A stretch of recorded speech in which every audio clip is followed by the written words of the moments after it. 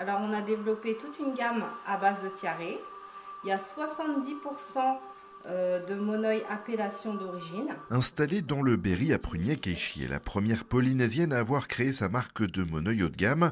Pour se démarquer des grands groupes cosmétiques, elle mise sur son savoir-faire et sa créativité. Des atouts qu'elle cultive depuis bientôt 10 ans pour faire découvrir son patrimoine culturel au travers de ses produits. C'est un produit qui plaît énormément aux gens parce que c'est un petit peu l'huile du voyageur. Par contre, il est mal distribué parce qu'on le connaît comme une huile solaire, alors qu'en vérité, c'est une huile du soleil. Nous, les Polynésiens, on l'utilise pour se protéger du froid, pour nos cheveux, notre corps, et c'est aussi notre parfum. Parce que monoï en tahitien, ça veut dire huile sacrée, huile parfumée. 100% exotique mais aussi 100% français, c'est le cœur du concept de cette entrepreneuse, d'autant que 90% du monoï fabriqué à Tahiti est exporté en métropole. Huile, parfum, savon de sa création prennent place au sein des instituts beauté bien-être et des salons des professionnels du coiffage, une démarche économique mais pas uniquement. C'est très atypique d'avoir une vraie Polynésienne qui vous parle monoï, utilisation comme fabrication, surtout qu'en France le monoï fige en dessous de 24 degrés. Donc il y a plein de petites astuces que je donne aux clientes. Et enfin, je fais des formations parce que je me bats pour que le taurumi, le massage mythique polynésien, reprenne sa suprématie. Et je vais vous couvrir d'un paréo.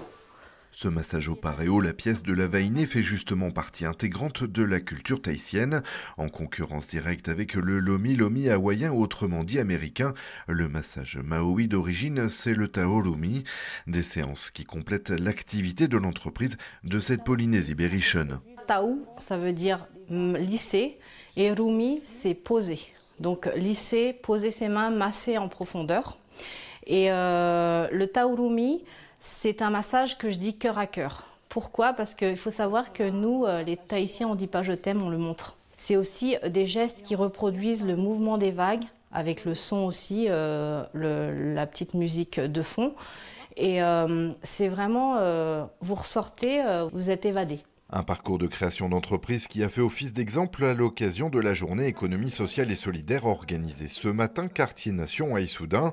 Partie de rien et mère de 5 enfants dans une famille recomposée, Keishi, c'est aussi l'image qui abat les clichés sur le chef d'entreprise.